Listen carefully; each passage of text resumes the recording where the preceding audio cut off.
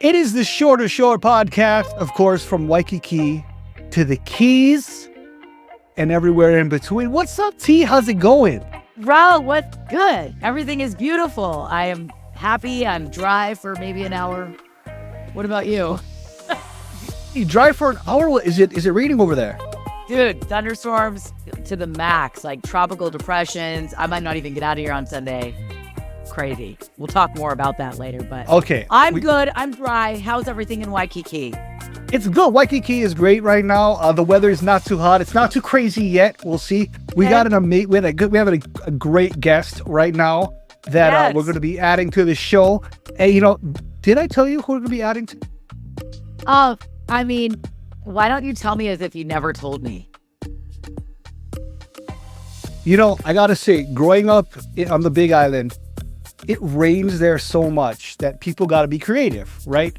And people got to come up with great things. And the music, if you've never seen some of the original music, look, Sudden Rush, coming up with Hawaiian rap, right? And some of the things that you can come up with there is just truly amazing, truly just inspiring. And the gentleman that we have on the show today, and he's going to join us right now. I got to say, he created a musical genre that it was, I'm not even sure how to describe it, but what has transcribed what he's done since then and what we're going to be talking about in a little bit is truly amazing. I love it how you can't describe what genre he is. Those are the types of musicians that I fucking respect. Like Prince, you know what I mean? Prince is like in his own genre. I was listening to this cat that we're bringing on all morning.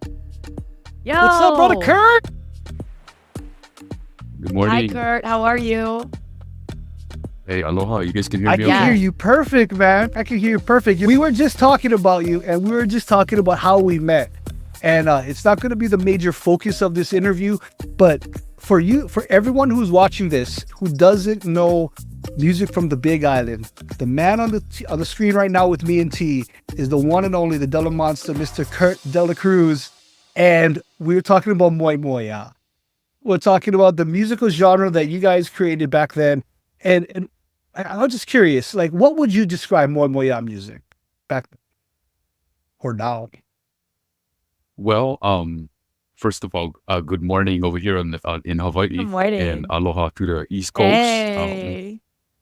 Keone, you know what's up, man? It was always Moemoelutionary music. We could never find a corner to label the type of music we did, yet we always knew that we didn't want to sound like, be like, or pretty much act like any other band, right? And so we created this genre and this style, linked up with a few other bands that we called the Big Island Underground, who, aside from Hilo's KWXX, I mean, we weren't a radio phenomenon by no means, and we got on those stations because of people like you and Chris Leonard and Gavin and them folks like that who believe in supporting, I guess, community folks, but that's how we made that and music. I think the beautiful thing about Moemoelutionary music is that it's special, it's unique, and that kind of ties it into the reason why we want to have you on this show. Where you're from, Ka'u, that district, one of the original 6 districts in native Hawaii, special. It's unique. It is Ohana there. And, living in Waikiki, I kind of lose touch. And I think T, especially living in Florida, on what's happening on the Big Island. And you're now an educator, through the years, educate young minds. And by the way, mahalo for that. But they want to build is it a resort over in Ka'u? Yeah, it is residential and commercial development. Yeah. They want to avoid the R word, resort word. Yeah, because this is actually the 5th go around of trying to develop our precious Punalu'u. Wow. And we've shut them down all the times before when they tried to develop resorts. So this go around, they're labeling it as commercial and residential development. See, isn't Punalu somewhere where basically like endangered green sea turtles, that's where they nest? Yeah, all of that, man. Sea turtles, limu, our seaweed, birds, I mean, you name it. But man, my activism certainly accommodates the natural resources and the endangered sea turtles and so on. But really, my activism is motivated by the most endangered species, and that is Ka'u people themselves, man. People who was raised there, people who rely on these very vast, raw spaces to survive. That is our medicine. That is where we from. That is our reservation, man. You know what I mean? So Yeah. yeah, I'm definitely down for the Honu and the turtles and all that stuff. But first and foremost, man, I'm about people like me. I think that people that want to develop the Big Island, they look at the size of it, right? They think, oh, look, this, you can fit every island here. But get any room, any room. But the thing is, I mean, T lived there for 20 years. I am from Hilo. It is a precious space, and Ka'u is pristine. It's untouched for the most part. Hasn't really When you look at census data, Yeah. yeah, you look at census data from the 1990s, when you look at population growth and things like that, 80s and 90s, we're looking at mainly about 90,000 people on the whole island, with Hilo largely being the county seat. Now, 2020 census data show that we have about 210,000 people on the island. Wow. And at any given time with tourists and all that stuff, we can have about 250,000 people on the island, which largely the same infrastructure, the same roads, the same schools, the same post offices, the same, aside from the Saddle Road, which connected the East and the West, largely for economic reasons. It's largely the same infrastructure. So yeah, somebody who come from Oahu, somebody who come from LA, or even Seattle may come to the Big Island and say, look at this vast rural landscape and all this fresh air and all of that. But frankly, for the people who live here, man, we're feeling a little crowded. We're feeling that the infrastructure is being pushed to the brink pretty much. So I really think like Hawaii is, I've traveled many places in my life and many island cultures, even now here in the Caribbean. And there's a lot of the same kind of story, with takeover and infrastructure and whatnot, even on my little island in Key West, which is 2 by 4 miles, which is the smallest island I've ever lived on. Hawaii really does the best job, from what I've seen with my own 2 eyes, of maintaining and making sure that they keep their land. And I think that is just phenomenal. It's not like that anywhere else. It's not. I would have to disagree for where I'm at right now. Like in Waikiki, I mean, from when I first moved here, it's completely changed. And I would hate to see something like that, happen on the Big Island. Where T is Big in Island's Key its West. own. Yeah. Key West is like they pretty much keep everything the same there. So, Kurt, what can someone do who's watching this right now? Let's just say they wanted to help your cause, to help keep Ka'u pristine, to keep it for the people. What is something that someone else could do to join the cause? Mhm.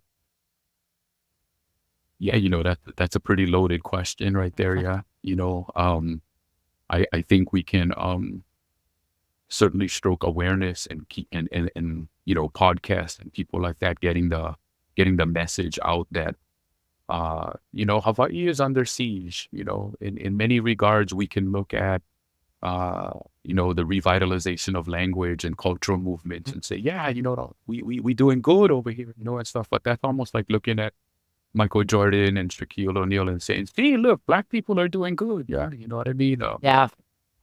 There's so many other pieces of that. And so, Aina, right? Land is so precious to indigenous and native people throughout the world, right?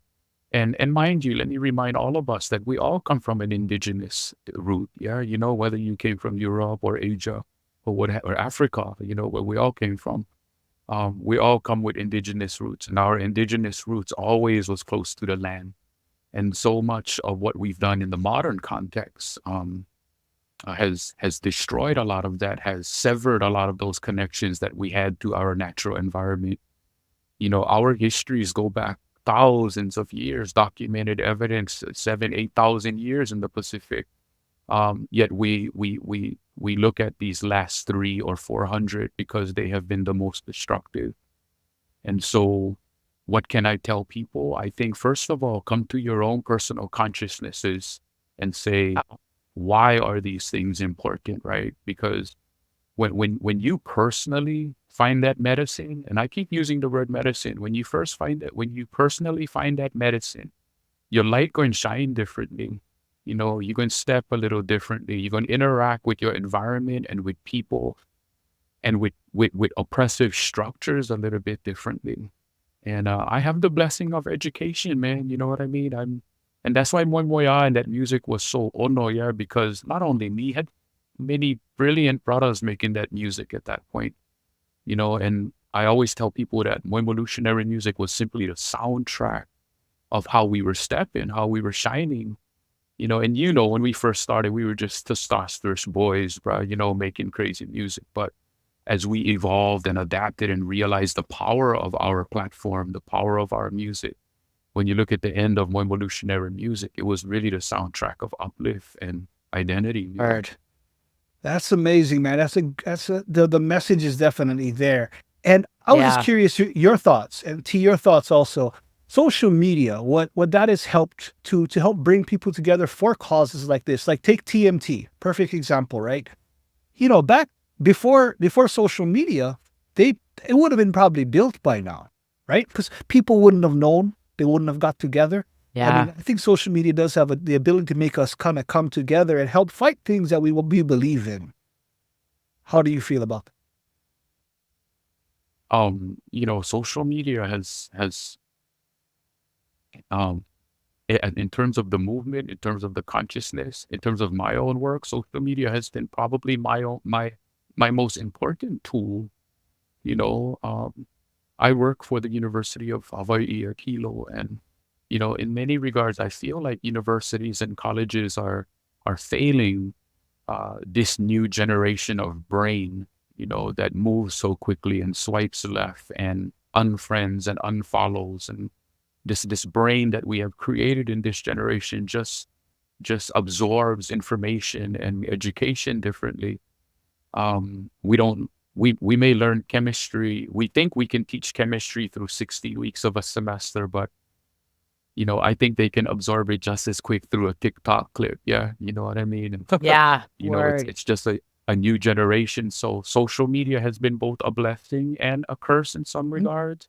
But in terms of sustainability and awareness and always reminding people of our medicine, I keep bringing that up because I keep seeing time and time again of, at least for my Ka'u folks, those especially who live in, I call it economic exile, the people who have to leave and go to other places, that when times get hard or crisis knocks at our doorstep, man, the first place we seem to run is back to Mama Pele or Ka'u, Wow.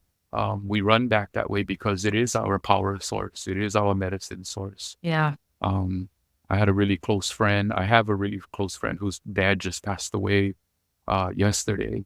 And one of the first things they did was take the kids down to Punalulu, and they were in the water swimming and cleansing almost, and being nurtured and hugged. And not like the water going to disappear, if there was to build this major resort or anything, but it sure complicates things when you have to find the blue sign that says shoreline access. It really complicates things when there's 18 parking stalls and they're all taken up by red Jeeps and rental cars. And, we see that in Kona. I always reference 1965 when the Rockefeller family, Rockefellers, some of the most wealthiest family in the United States, that in 1965, they built the Mauna Kea Beach Hotel on the Kona side. And Mauna Kea Beach is like exclusively for rich folks, right? Yeah. I mean, there's rooms there that go for like $10,000 a night there. Yep. And they got the blessing. They got the same formula, right? They got the blessing of families. They got the blessings of kupuna and paniolo and ohanas of that area. But if you look at it now, right, Mauna Kea Beach Hotel all the way to Kona now, whether it be Kuanaiki, whether it be Honokau, all the way through Kona is developed now. So I remind our Ka'u people that, our operative term is not even one, brah. Not even one condo, not even one timeshare. because of the model that has been presented to us, not only on the Kona Gold Coast with the Rockefellers and Mauna Kea, but anywhere you look, Lahaina, Kauai, the only places that have really steadfastly locked down what we have is Molokai and Kau. And both places remain, you know, somewhat economically depressed, or somewhat a little bit harder for the next generation and all like that. But we're trying to switch that narrative. Yeah, I totally feel like we've been gaslighted all the way along in many ways. We've actually questioned our reality, right? Where even Kau folks themselves look at Kau and go, oh, we don't have nothing over here. We need things for the kids, the next generation. This is all the operative terms that are always used, yeah. And many of us have believed that. But I think we're in a space now where many of us uh, can look at that and be like, that nothing, that wide space, that winds, that rough ocean, that barren landscapes. That's us, man. That's our medicine. That's how we thrive. That's how we heal. And so that's why it's become so important. Yeah, because I guess before in the 90s, the big thing was sugarcane in Kau, and that I think it closed the shutdown was 97, 96, yeah. 96. So from there, economically, it is a little bit, there isn't that much industry there, but that is what the soul of it is. I mean, there really doesn't need to be anything on there. Some places don't need to be developed. That's what I've always felt. Well, truthfully speaking, Kau is an agriculture zone, yeah. And so Kau coffee is Okay. thriving. It's in the top 5 in the world markets. It is a precious commodity. It's not, it's not cut above Folgers by no means, It is like an exclusive worldwide product, and so more agriculture is happening. Kau has also always been about ranching and things like that. So, there are segments of the district that is certainly economically depressed, but I don't think it is as bad as folks tend to make it out to be. I think again the gaslight is to make people believe that we are not. Therefore, the kid can get a job at the resort, or the construction workers don't have to drive far. They can go work right there, 5 minutes from their house. And perhaps they can coach Little League in the afternoon now because they're not driving and stuff, right? Yeah. So that's the kind of of gaslighting that happens time and time again. And it is people like me who stroke in the medicine narrative, right? And mind you, man, I may sound absolutely absurd to those people who are looking at Kau through the economic lens, right? It's what? The medicine, what? The spirit, what? But if you think about it, man, it's really largely an indigenous or a Hawaiian narrative, right? To malama, to take care. I saw a very profound quote recently from our native cousins, our Indian cousins on the continent. And basically it said, we did not inherit the land from our ancestors. We did not inherit the land from our parents. But basically we're borrowing this land from our kids, Yeah. And so when we look at them that way, that again, that takes on a whole different meaning. Yeah. Yeah. And so that's where I stand with it, man. There's people in my community. There's even friends I know who are all in these industries, right, of land holdings and real estate and stuff. And we friends, man, they cannot dispute the things that I talk about. I certainly feel like it's uncomfortable for them because they work in these industries. But it is what it is. I'm not trying to disassociate myself from people who I love and things like that. I'm merely a courier of information. I in agree. many ways. And I think you're right. You give an inch, you're going to take a mile. No matter what it is. Once you get that little bit in there, like, oh, okay, can I have a little bit of this? Hey, that looks pretty good over there. You know what I mean? It's going to keep on going. So I believe now it's halted. Is that correct? Yeah, we're certainly going along the established lines, with how projects become approved. So, the last couple meetings we've had have been with what's called the Windward Planning Commission. And when you think about the government's planning commission, let's take a larger look at the context of industry in Hawaii, right? Let me ask the both of you, what do you think is the number one industry in Hawaii now? Tourism. T, you I believe would think tourism? the same thing. Yeah. So let me clarify that. Yeah, tourism is the number one producer of jobs. Okay, but a lot of those jobs are not jobs that can help you live in Hawaii. It's not jobs that can help you afford a home. You may have to carry 2 jobs. Okay, you may have to carry 3 even in those areas like Lahaina, or Oahu, with the price of housing and rents and things like that. So it's the number one producer of jobs, but many times we use that to decorate our consciousness to say, tourism, we need it. And yes, for a certain extent we do. But the number one industry in Hawaii is construction, like many other places. Okay. And I'm not talking about the construction of homes in HPP or in Kau. I'm talking about things like the rail on Oahu. Yeah. Things like the new wing on the Honolulu airport, the rental car facility. Yeah. A new building at the University of Hawaii, a new school on Maui. These highway projects. Construction rules the rules. And when I say rule, I mean the Constitution of Hawaii, the laws, elected officials, and everything we have are created to make sure that these industries thrive. Okay, so Republican, Democrat, no matter, right? Construction will always thrive in Hawaii because so many of our people are employed by it. The second industry in Hawaii, the powerful industry in Hawaii, is transportation. And we've certainly heard about 90% of Hawaii's goods being imported into the state. So when you think about it, right, airports and harbors, stevedores, truck drivers, this is a very huge piece of the state's economy. So transportation, 3 and 4, I kind of put almost on the same plane, but number 3 is certainly land holdings. When you look at land holdings and who owns land in Hawaii, that's a big, powerful piece that you don't get to see every day, like red Jeeps or hotels. But these are things that certainly rule the agenda in Hawaii, and it's made up of very, very powerful forces that can influence our day-to-day activities. Number 4, then, I'm going to say military. Military is a huge piece of Hawaii.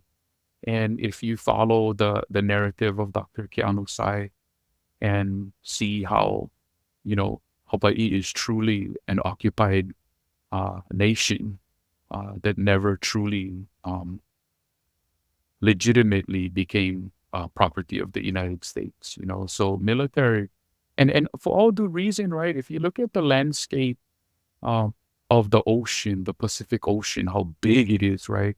And then you look at Hawaii, we're like these mountain peaks, right? That just pop up out of the ocean floor. Right. And these mountain peaks are strategically so important to America and the west coast of America. I call it the valet parking for aircraft carriers and nuclear submarines, but that is number 4. And number 5, I would say probably tourism. But it begs to the question, what is number 6 through 10? Yeah. Where does agriculture come in? Where does Hawaiian issues come in? Where do all those pieces come in? And it's awfully complicated because when you look at those things I mentioned, construction, transportation, and military, there's a lot of Hawaiians in there. There's a lot of local people in there. I often joke that I say I spent my whole life climbing this hill to kick that door in. And when I got there and kicked the door in, guess who was in there? Us. Interesting. We were in there, right? And that's what complicates things a lot. I think the takeaway from this would be that since construction is the number one industry, right? And we live on islands. There isn't unlimited land. So is there a way that they could make ka'u like a preserve, like, hey, this is kapu. You can't build here. Is that possible? And that's what we're moving towards. Yeah. In my ideal world, Oh, there is no Windward Planning Commission. There is a Ka'u Planning Commission. Think about the district of Ka'u. It's large enough to put the whole island of Oahu, Kauai, Molokai, and Lanai in there, and we'd still have room. That's how big Ka'u is. Yet we are often marginalized, self-marginalized almost. And I'm talking about the Ka'u people, in itself. I just got back from the American continent where I got to spend some time with some native folks in the state of Maine. Got a chance to spend time with 3 tribes up there. And just to see how, it's not a perfect scenario by no means. They are largely pawns of the federal government.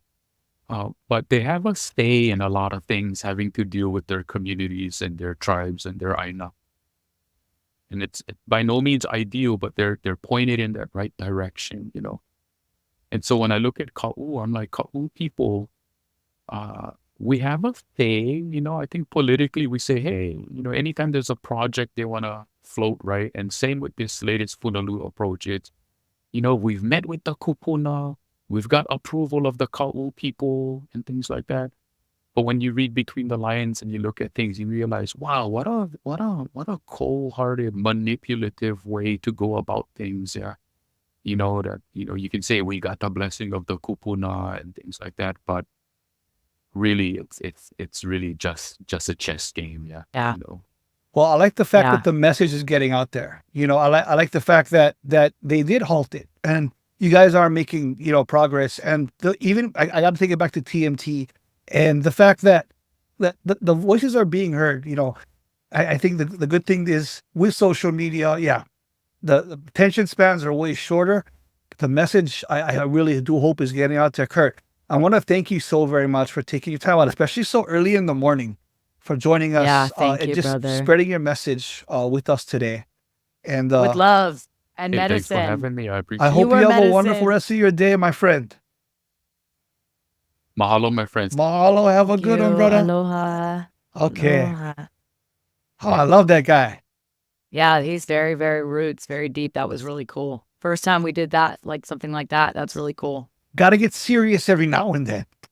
No, I mean, and he's like such a god, in terms of like as a musician. I mean, I know we didn't go too much into that in the interview, but he really, I mean, Moemoea music, when I was DJing in Hawaii, I know you have more of a history with him at KWXX, but I remember hearing Moemoea when I was working on Maui and Oahu even, like they went deep roots into the culture where it didn't matter how much they were played on radio stations or what frequencies they were on. They fucking hit the veins of people like Sudden Rush, where it was real deep music. I mean, like I said, I was listening to Moemoea this morning. And their collaborations, Big Island Underground, they were saying. And I love how it's like, it does reach into hip hop. It's poetic, it's poetry, it's history, it's all those things in one. So they're individuals on their own in that way. But to see him now working for Hilo, I am an alumni of them. And that he is, doing activism in such a spiritual way in Ka'u.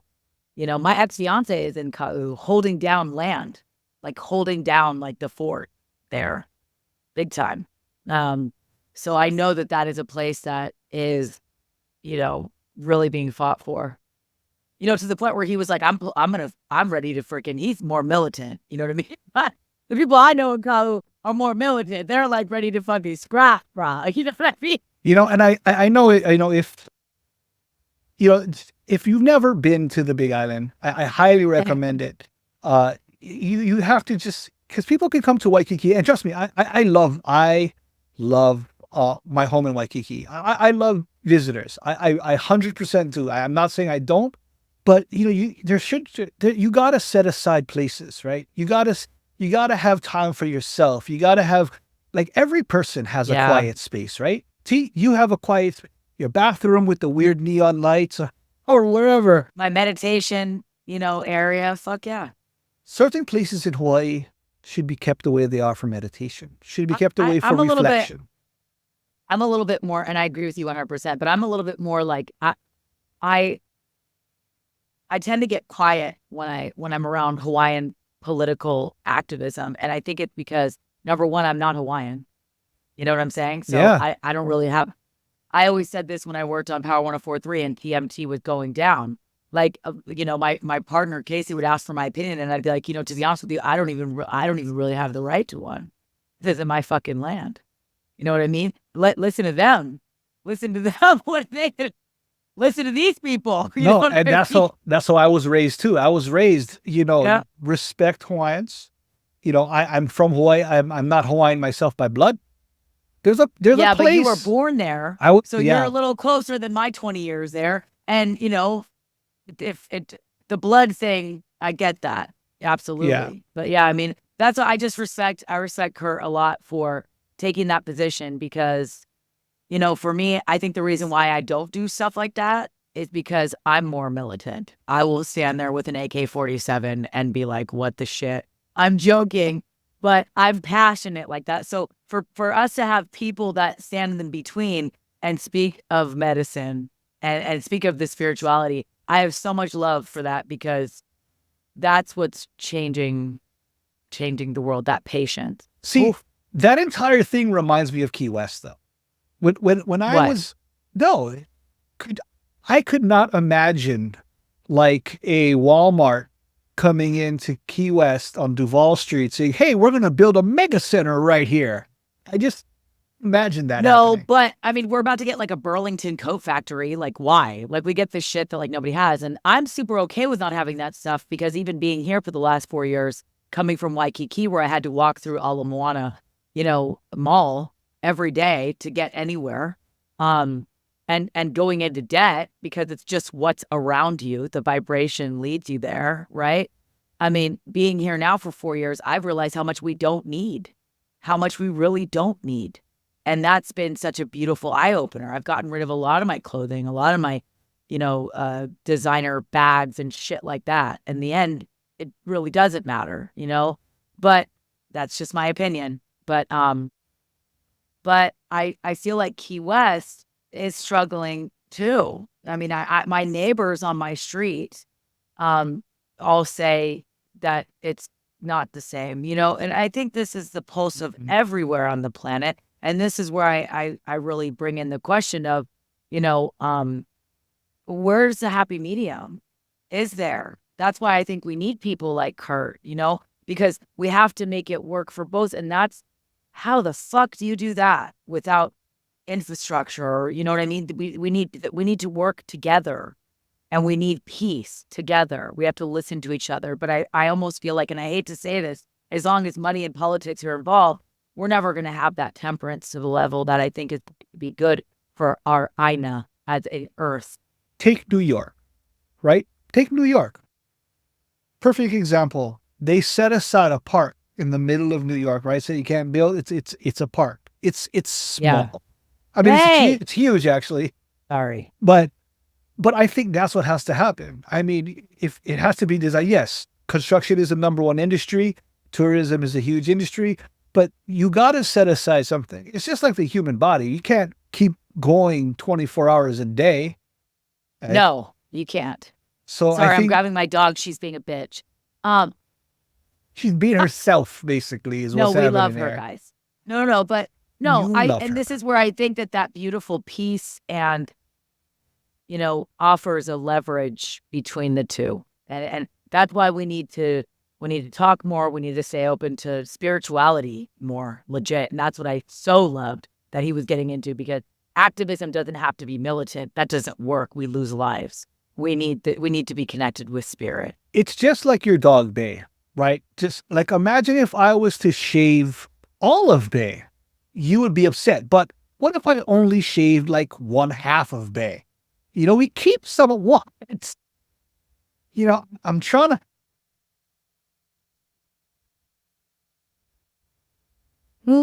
Anyway, So, okay, what's going on with you? bro, fucking weather, bro. It's the whole thing. I'm supposed to leave to freaking this is so island living, you know, island to island, shore to shore. I got an email that my flight could be threatened, so that's what we're looking at in terms of a tropical depression. Please say a prayer for me because I need to catch a boat in Oslo, fucking Norway, And I am not going to miss this shit for anything. I've even thought about where do I need to drive so that I can make a connection, you know?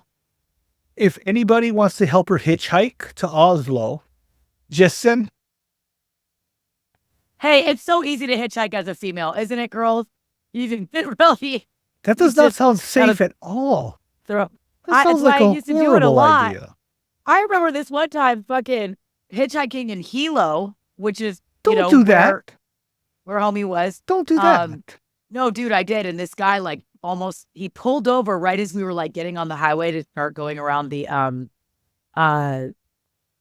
just right out of Hilo, right? Okay. Where you have the cliffs right there. Right. And The then Hamakua ocean. Coast you're going. Thank you. Hamakua Coast. And this old uncle, like local uncle, was like, "Oh, hold on a second, sister." And he like pulls out this huge bag of, I don't know what the fuck kind of drugs it was. I think it was heroin because it wasn't white like snowy. And he fucking railed up right there in the middle of the console. I'm sitting in the passenger seat. I was maybe like 20 years old, maybe 19. And I'm like, I'm going to die. Yeah. This is a 2-lane highway, by the way, Hamakua Coast. And he was like, just like all over the place. And when he pulled over on the wrong, this is no joke, on the wrong side of the road to snort whatever the fuck that stuff was, I jumped out of the vehicle and ran. For our watchers and our listeners, I just want you to away. Go hitchhike, people. Tantra makes bad decisions. Still here. Don't know how. So that's what's happening here.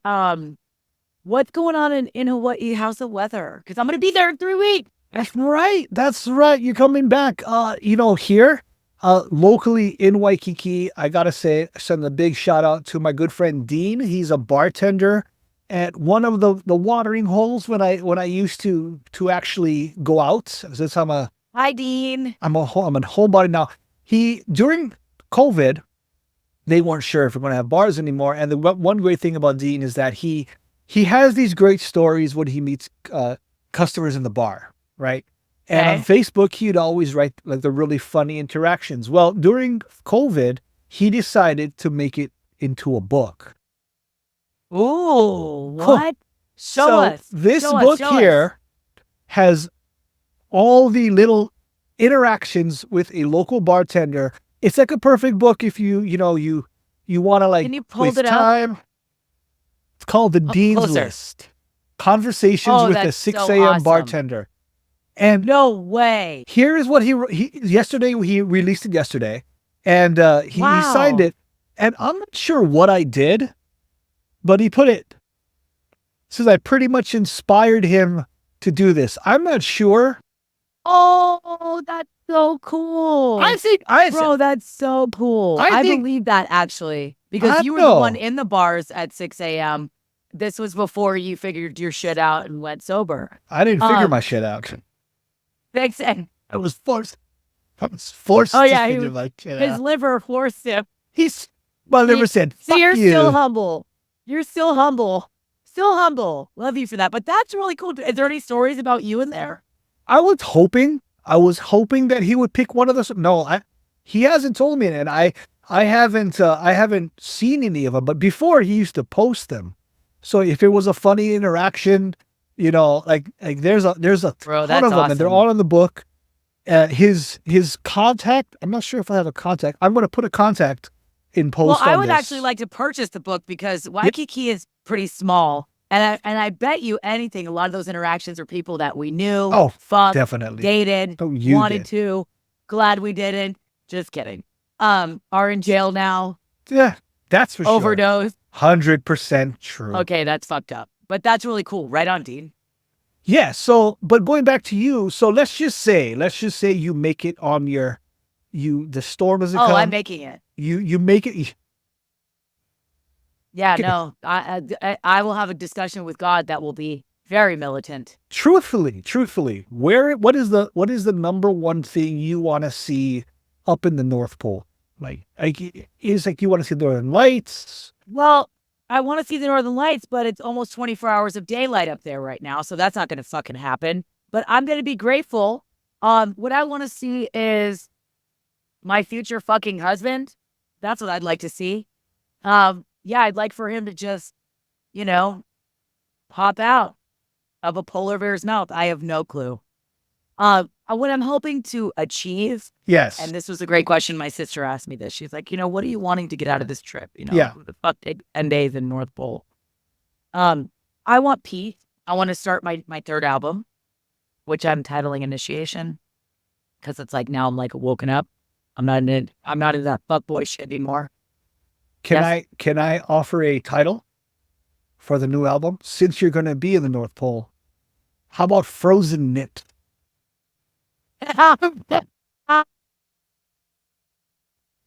Are mine coming out today? Because I'm not wearing a bra. Is it there? Okay. The right one. Righty. Righty has a the little age bit of a where we have to line them up. Like you look in the mirror, and like I'm at that age. You remember you gave me the Native American name, Floating Nipple? Floating Nipple. Maybe that could be the name of the third album, but Floating Nipple. But no, getting back to what fucking matters.